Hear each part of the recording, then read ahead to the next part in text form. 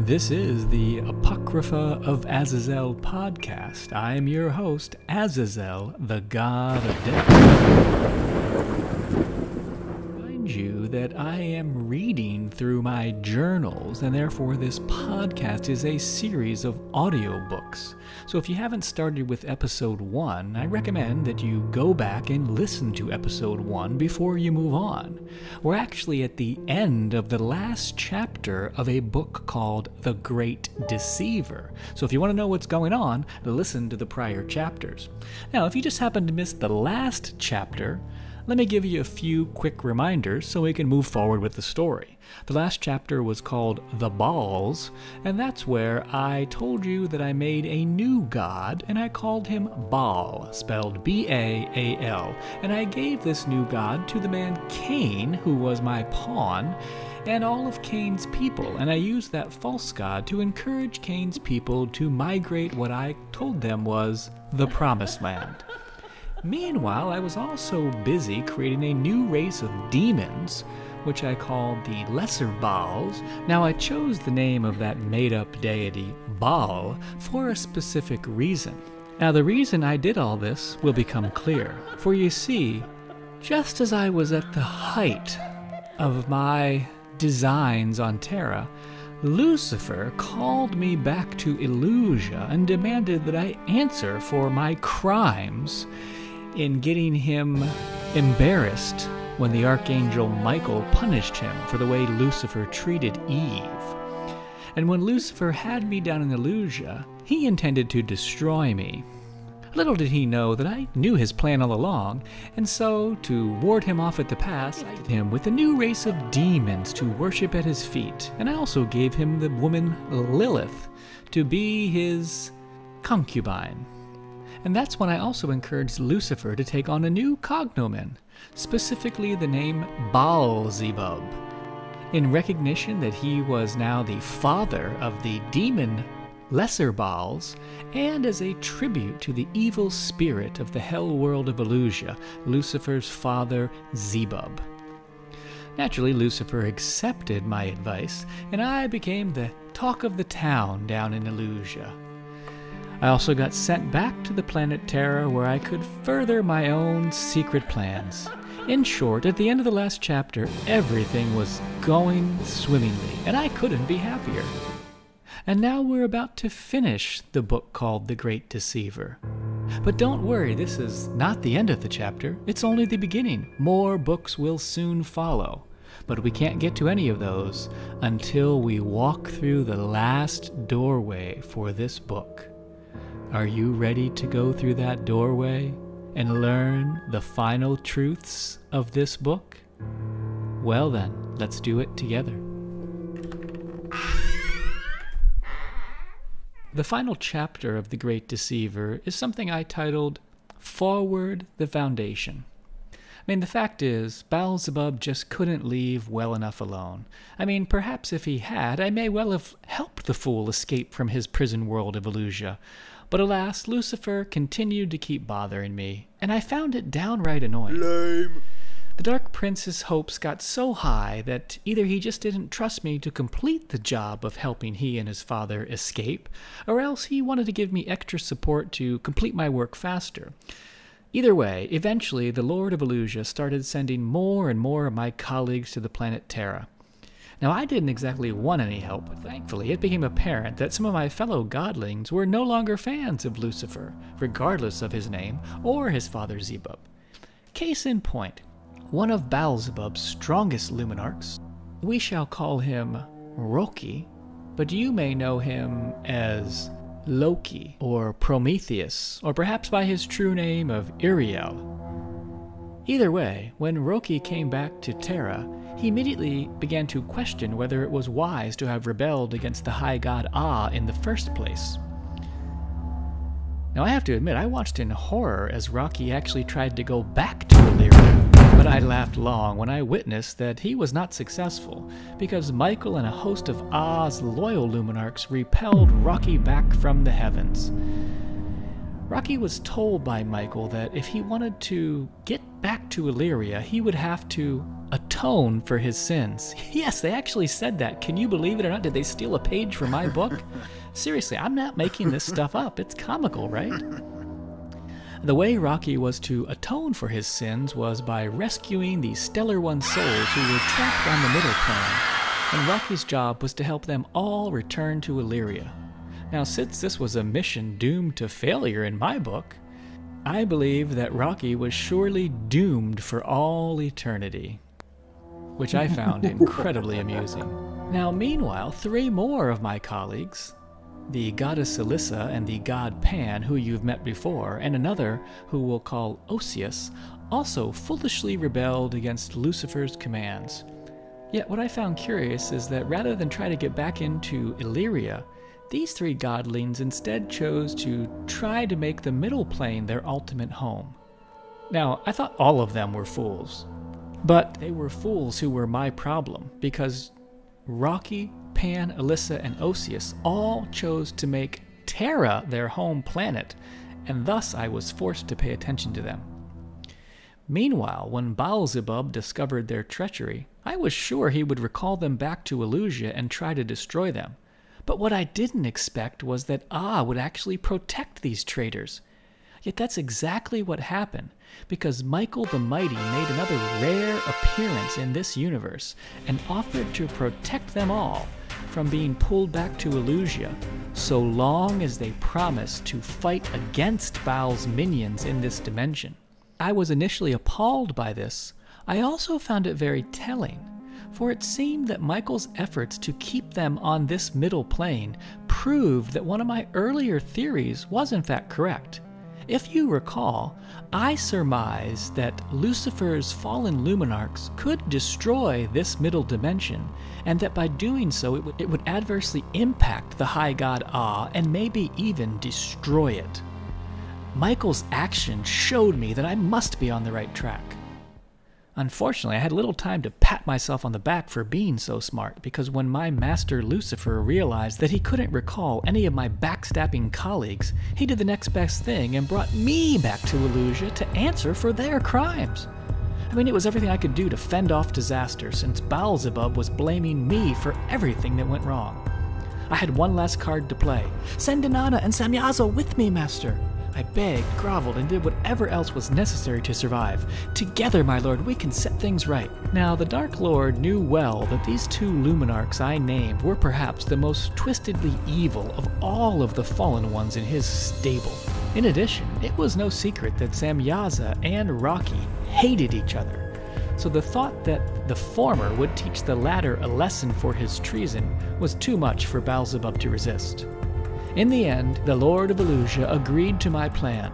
I will send them to you, but this is your final chance, Azazel. Do not fail us. And so I was able to return to Terra once again, but this time I had company. Inanna and Samyaza, each leaving a different place in your universe to join me on your world as a result of Lucifer's commands. Now, as expected, both of them remained loyal to Zebub's cause, at least on the surface. Now, this was both good and bad for me, because on the one hand it allowed me to remain alive, but on the other it meant that I would have people always looking over my shoulder, and that was a nuisance. Because Inanna and Samyaza soon required my constant attention. Now, I assured them that together we would take every action to get our master free, and like Baalzebub, they believed my lies, and that left me with a bit of breathing room. Meanwhile, nearly 90 years after they started on their journey, Kane and his people finally reached the continent of Terra, which, if you'll recall, was the original name for the continent of North America. Unfortunately, when they got there, Kane was a bit disappointed. I mean, as Baal, I may have told Kane that I would remove his mark of immortality when he reached the Promised Land, and I may have failed to fulfill that promise. Oops. As a result, the forlorn man, now 143 years old, left his people to fend for themselves while he wandered off to try to die in the wildlands, apparently forgetting that he was immortal and not realizing that I wasn't done with him yet. Alas, Kane was unable to find the death he so longed for. And thus it was that the decrepit man continued wandering, losing his mind in the process, and thus his usefulness to me, for a time. Don't worry, Kane will turn up again later in our tale. But for now he was a pawn who had served his purpose, so I let him wander in peace. Now, with their patriarch out of the picture, Kane's sons, Dirk and Drok, led their people throughout the Terra continent. Some of the people remained in the eastern portion of the New World. We'll call this group the Canaanites.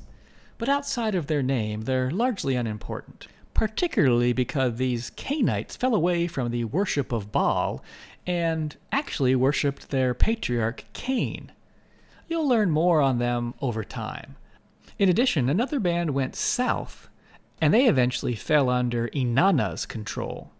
We won't worry about them either. Now, the fact is that most of the people of Dirk and Drok's clans migrated to the far west, mainly because that's what the priests of Baal told them to do, because that's where the promised lands were supposedly located.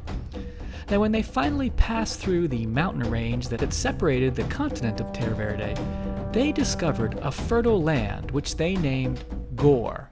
In a strange twist of fate, the land Gore actually was a land flowing with milk and honey. Who knew? It was in Gore that the clans of the Dirk got greedy and decided to enslave their brethren, the clans of the brother Drok.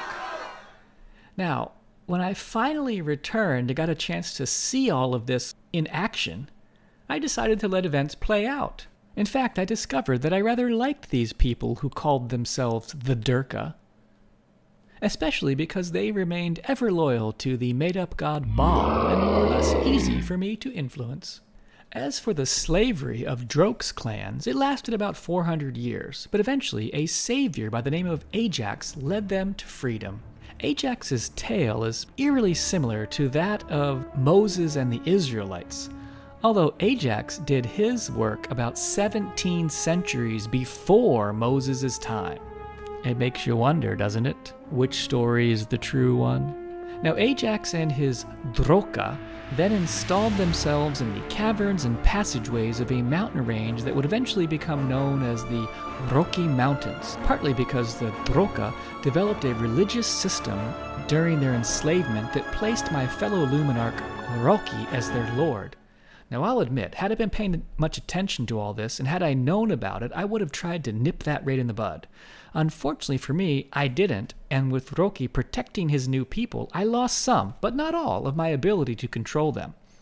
Once the Drokka became ensconced in the mountains, not only were my Dirks unable to root them out, but worse yet, the Drokka, with Rocky's guidance, actually had the nerve to make war on their Drokka brothers.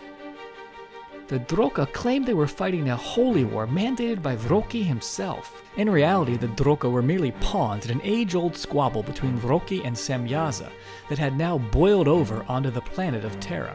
As a result, the Drokka turned the lands of Gore into a constant battlefield, and over the course of the next couple hundred years, the countryside ran red with blood.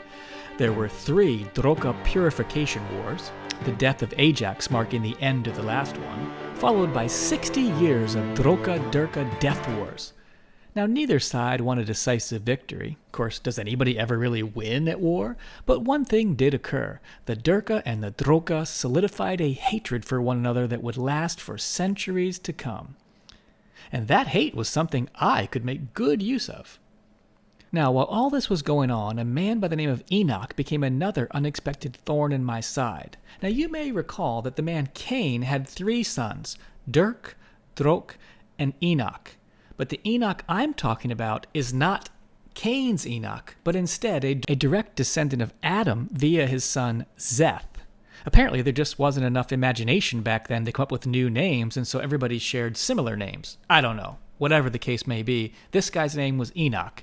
Now, you might know this particular Enoch as the same man who would become rather famous in Hebrew lore, but there's a lot more to his story. And I tell you, I wish I'd paid more attention to this particular Enoch back then.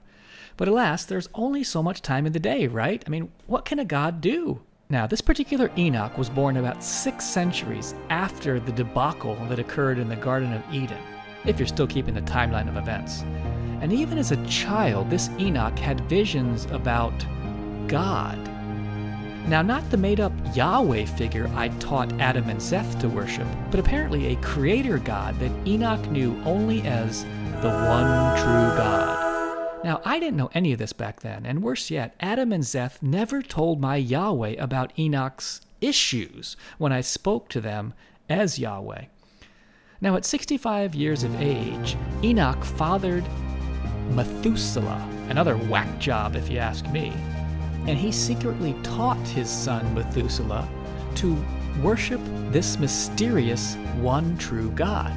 But Enoch was careful to tell Methuselah to also pay lip service to Adam's Yahweh. Now for his part, Enoch eventually became a bit of a recluse and didn't mix well with his father's people. So when he was in his early 80s, he took some of his family and migrated west all the way to the continent of Terra. Now he went by way of the Aravan Ocean, and along the way, Enoch founded a secret colony on the island of Altazis. And thus did he initiate events that would later lead to the founding of a Gnostic school of wisdom. One which I then skillfully used to my advantage, but that's a tale for another time too. Where was I? Ah yes, Enoch made it to Terra, and eventually he settled the rest of his people in the northeastern portion of that continent. Now, once Enoch was satisfied that his people had a good foothold in the New World, Enoch himself returned to his fatherland.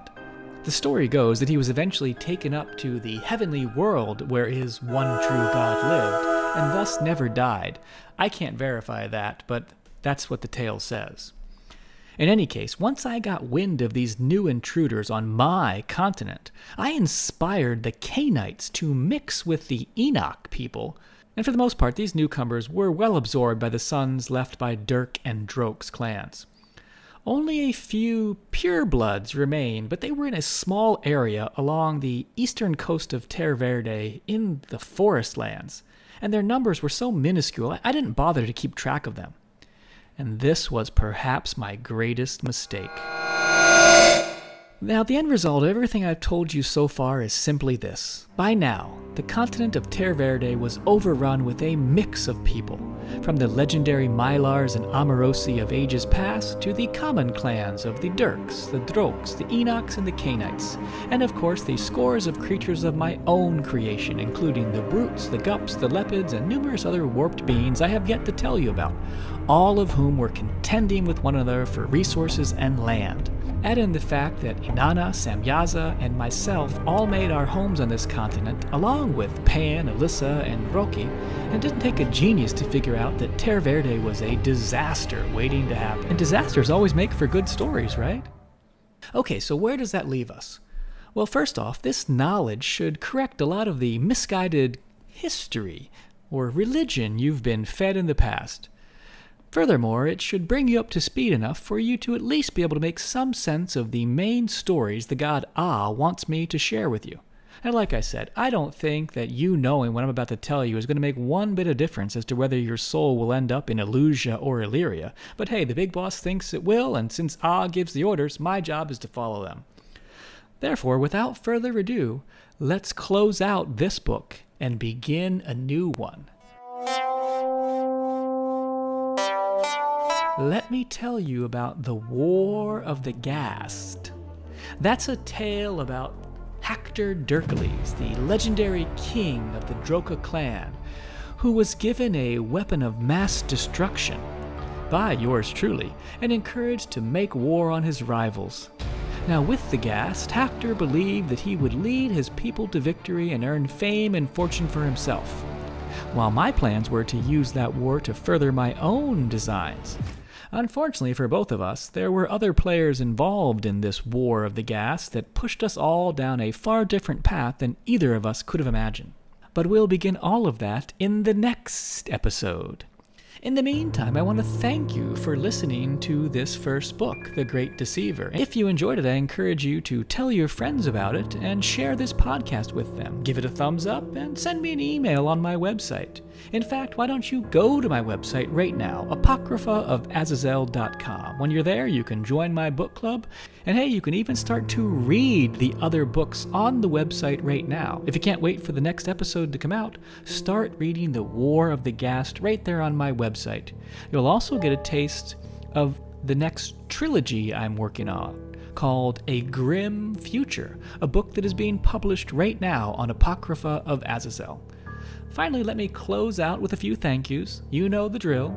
Thank yous to YouTube's audio library for the music of this podcast, freesound.org for the sound effects, transistor.fm for hosting this podcast, and finally to you for listening. Yes, even a god can be grateful. And if you want to repay me, why don't you give me a jingle sometime? Remember, if you want to see me, all you need do is, instead of saying your prayers at night to another god, why not say them to me? Who knows, maybe I'll listen and come pay you a visit. Do you think you can handle seeing the god of death before you? Why not find out?